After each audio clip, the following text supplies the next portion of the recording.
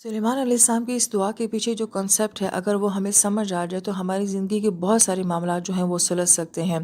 ہم دیکھتے ہیں کہ سلیمان علیہ السلام کو اللہ تعالیٰ نے بہت عظیم الشان اور بہت ہی غیر معمولی قسم کی بادشاہت سے نوازا ہے، مگر اس اتنی دنیا ہونے کے باوجود بھی آپ کی نبوت کا مقام اپنی جگہ پہ برقرار ہے۔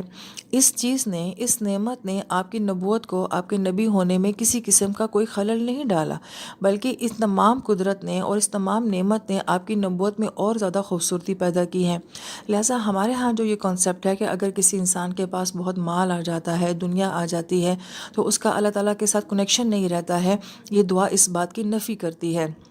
لہذا جس انسان کے پاس جتنی زیادہ اچھی دنیا ہے، وہ اللہ تعالیٰ کے ساتھ اتنا ہی زیادہ اچھا تعلق بنا سکتا ہے، اور جس انسان کی یہ دنیا جتنی زیادہ اچھی ہے، اس کے آخرت کی دنیا بھی اتنی ہی زیادہ اچھی ہو سکتی ہے۔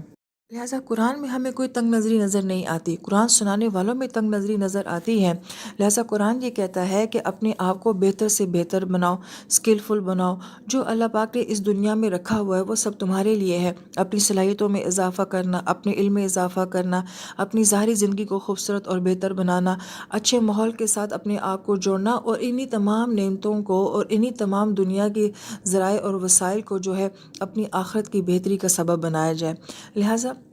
اگر ایک انسان ڈاکٹر ہے، یا اگر ایک انسان نرسنگ کا کام کر رہا ہے یا وکیل بن رہا ہے، تو سوچیں کہ وہ اپنے پیشے سے کس قدر نیکیاں جمع کر سکتا ہے۔ بلکہ شاید ایک ولی کی بنسبت، ایک عبادت گزار کی بنسبت، یہ لوگ جو ہیں ایک لمحے میں ایک دعا سے وہ سب حاصل کر سکتے ہیں جو شاید ایک انسان ساری رات عبادت سے حاصل نہیں کر سکتا۔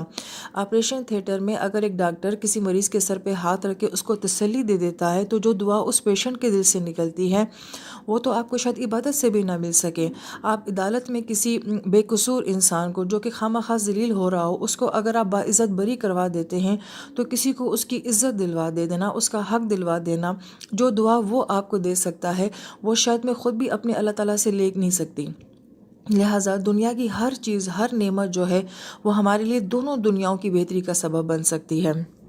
اور یہاں پہ اگر تو کوئی سننے والا دنیا کے ساتھ تعلق رکھتا ہے، اول بات تو دین اور دنیا کا کوئی ڈفرینس ہے نہیں، لیکن ہماری عام لینگویج میں اگر کوئی دنیا دار ہے تو اپنی دنیا کو بھی اللہ تعالیٰ کے ساتھ اپنی ذات کو جوڑنے کا اس کو ذریعہ بنائے۔ اور اگر ایک انسان جو ہے وہ دینی پس منظر رکھتا ہے، تو اس کو چاہیے کہ اس کے پاس بھی دنیا کی ہر طرح کی اسکل، مہارت، ہنر، فن، صلاحیتیں ہوں، کہ دنیا والے دیکھ کر کہیں کہ ہاں دیندار بندے ایسے ہوتے ہیں تو ہم نے بھی ایسا ہونا ہے۔ جو کام بھی وہ کریں اس کو اعلیٰ ترین صلاحیت کے ساتھ کریں۔ جیسے کہ سلیمان علیہ السلام نبی اپنی جگہ پر ہیں،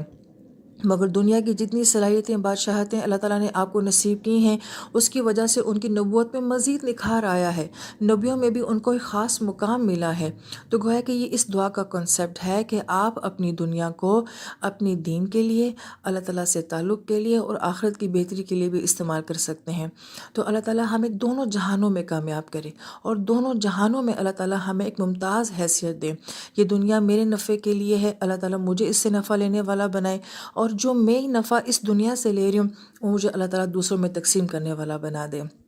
اور ایک خوبصورت دنیا کے ساتھ اللہ تعالیٰ ہمیں ایک خوبصورت آخرت بھی نصیب فرمائے۔ آمین یا رب العالمین۔